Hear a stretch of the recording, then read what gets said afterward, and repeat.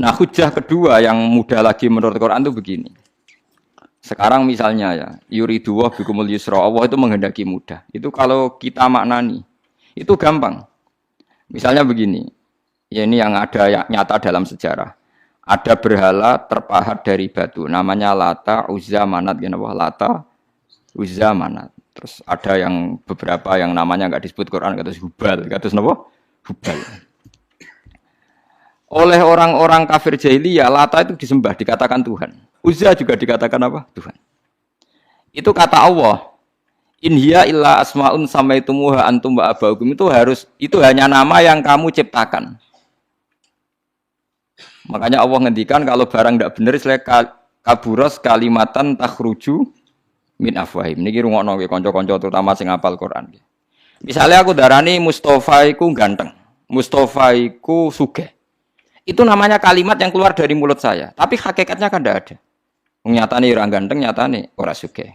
Tapi ini menjadi kalimat karena kadung keluar dari mulut. Kula baleni. Tapi ini menjadi kalimat karena kadung keluar dari apa? Mulut.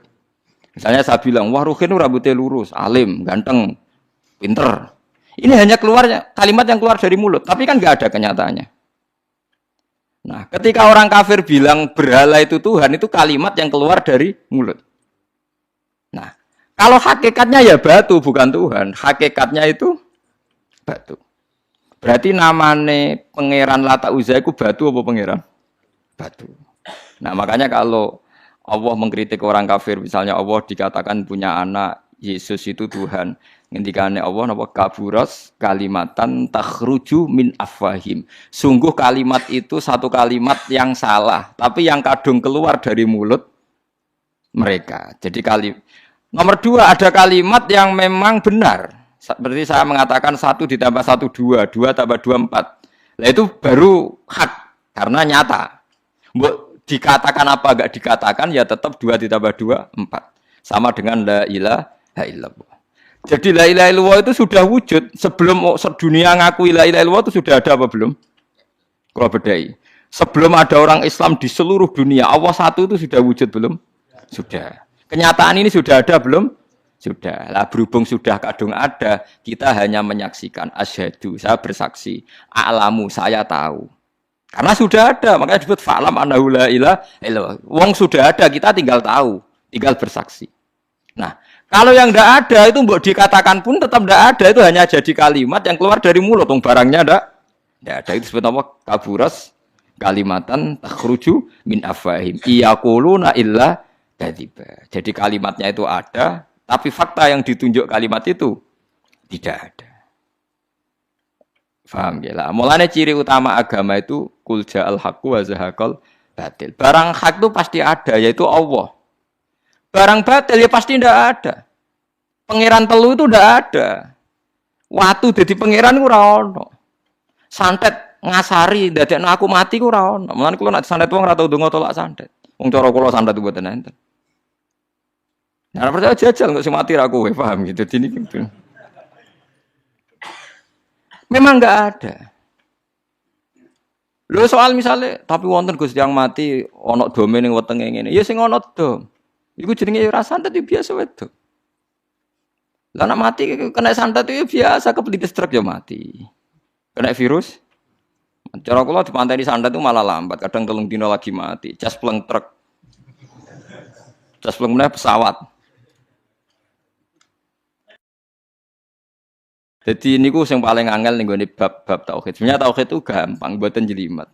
Makanya Allah melatih kita yuridu wa bikumul yusra. Andekan manusia seluruh dunia dipoling untuk melihat Lata dan Uzza, itu apa? Enggak usah ada orang Islam, enggak ada orang kafir, enggak usah intervensi. Pasti mereka jawab itu batu. Andekan Isa Yesus itu dipampang di dunia, orang poling, orang Islam kafir, enggak ada yang intervensi. Pasti akan bilang itu manusia. Paham ya? Tapi lewat rekayasa dicitrakan itu Tuhan. Lata Uzza dicitrakan itu Tuhan. Nah, itu disebut wa makaru wa makarawa. Jadi dimakruh. Dia didesain sedemikian rupa. Misalnya di Yunani itu orang kalau bilang Tuhan itu akal, makanya bilang logos. Log itu logos. Tuhan itu arot. Niki rungokno aja sampai salah. Nah, salah kafir teman. Tuhan itu arot, Tuhan itu sifat. Jadi Tuhan itu tidak ada zatnya. Kemudian logos ini nempel di Yesus, kata orang Kristen. Sehingga logos. Logika akal. Makanya kalau orang filsafat darani Tuhan itu akal 1, akal 2, akal 3, akal. Makanya disebut logi, ideologi, log. Nah, pertanyaannya kemudian saat Allah itu arot, Allah itu log, kemudian belum ada tempatnya, Allah bergentayangan di mana? Sebelum Yesus ada, terus lalu Allah bersemayam di mana? Terus ada orang Majusi bersemayam di api. Nanti kalau orang kafir jahiliyah bersemayam di arca-arca itu. Yang orang kuno Majusi di mana, di gunung apa? Mungkin orang Sugian di gunung Kawi macam-macam itu terus. Wah, itu kan terus jadi repot. Repotnya adalah kalau sifat itu harus nempel di zat. Dan zatnya mana nggak jelas. Itu satu. Nomor dua, sifat itu sama mausuf itu mesti dulu mausufnya. Nah, makanya kata ahli ilmu kalam, jangan pernah kamu mengatakan Tuhan itu sifat. Kalau Tuhan sifat nanti butuh nempel napa? Zat. Makanya terus kita diajari walillahil asmaul husna. Allah itu zat. Kemudian pada zat ini ada asmaul husna. Jadi mulai dulu Allah itu al-qayyum, zat yang berdiri sendiri. Nah, ini pentingnya ngaji. Mulane wong alim-alim mesti wali. Ana wong alim ra wali, goblok-gobloke wong alim. Mergo seneng dhuwit. Kudune wong alim iku wali. Mulane Imam Syafi'i ketika disebutno wali si A wali si B. Nah aku ra wali ning dunya ora ana wali. Dadi idza lam takunil ulama auliya alillah fama ala wajil ardi min waliyin. Nah ulama wis gak wali ning dunya wis ora ana napa wali. Karena hanya ulama yang bisa menjelaskan kenapa harus ada tauhid. Nah, ulama ngerti logikanya. Fa'lam annahu la ilaha illallah. Kamu tahu. Bisa diketahui itu karena barangnya sudah hak, sudah wujud. Kalau barangnya belum wujud kan tidak bisa diketahui. Misalnya begini. Berhala Lata Uzza itu yang bisa diketahui satu, bahwa itu batu. Karena batu itu wujud. Ya, batunya itu wujud. Tapi sifat ketuhanannya Lata Uzza tidak wujud. Makanya nggak bisa diketahui. Wong nggak wujud. Agar barang ra wujud kan nggak bisa nopo diketahui. Yang bisa diketahui hanya barang wujud. Makanya fa'lam annahu la ilaha illallah. Harus tahu. Tapi andai kan kita tidak tahu pun ya tetap Tuhannya Allah. Tahu atau tidak tahu. Nah, ini di sini Quran sering bilang kul aminu bihi aula tu'minu. Cek kowe iman, cek ora iman ini enggak ada pengaruhnya bagi wujudnya Allah ning zaman azali. Di kula baleni malih itu memang. Jadi dulu itu orang-orang terjebak ketika Tuhan yang Yunani dianggap logos, log. Kemudian di Timur Tengah Tuhan itu dianggap satu arot sing nemplek, sifat sing nemplek ning berhala-berhala. Engko ning gone daerah Majusi ning wasani sing nemplek ning napa geni macam-macam. Mon niku walhasil akhirnya semuanya itu kalah dengan tauhid sing digawa Kanjeng Nabi Muhammad sallallahu alaihi wasallam. Bahkan sekarang tiang Nasrani pun itu tidak pede dengan teori trinitasnya. Orang kan sekarang tahu semua kan perdebatannya Ahmad Didat sama Stanley Fischer itu macam-macam. Itu kan sampai ada seorang mahasiswi dari Swiss ketika yakin sifat Tuhan yang dijelaskan Ahmad Didat bilang, sepertinya Tuhan Anda lebih menarik. Karena dibilang Tuhan Islam itu tidak punya anak, tidak diperanakkan, tidak ada padanannya. Kalau Tuhan Anda ini padanannya banyak gini-gini terus itu ada orang tertarik. Sepertinya Tuhan Anda lebih menarik. Karena sifatnya lebih apa? Ya lebih menarik. Terus tadi maknanya walat itu kalau menurut ilmu kalam itu dua. Walat itu anak fisik, anak gen. Atau walat maknanya tawalud, konsekuensi dari satu hal. Tapi tidak karena diciptakan. Itu tadi misalnya HP dan pulpen ini benturan itu menimbulkan suara. Suara ini diciptakan HP, apa suara itu tidak ada yang menciptakan? Yuna ilmu kalam dibagas.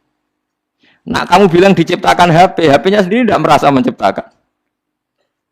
Batu sama batu benturan, terus ada suara. Kamu bilang diciptakan siapa? Diciptakan batu. Batunya takoi, kamu yang menciptakan suara itu. Enggak, saya tidak punya akal kok. Paham? Nah lalu yang menciptakan suara itu siapa? Suara itu udah ada. Yang ada itu kamu dengar suara. Soalnya kupingem darani ngono iku suara. Tapi nak cara akal darani sing ngono apa ya watu. Watune apa benturan. Iki cara ilmu kalam. Lah suarane piye krupingku suara. Ya sudah begitu aja dah. Jangan sampai kamu menganggap kejadian alam ini kebetulan. Itu kue yang melukai tauhid. Semua alam raya ini diciptakan secara sengaja dengan irodah oleh Allah Subhanahu wa taala.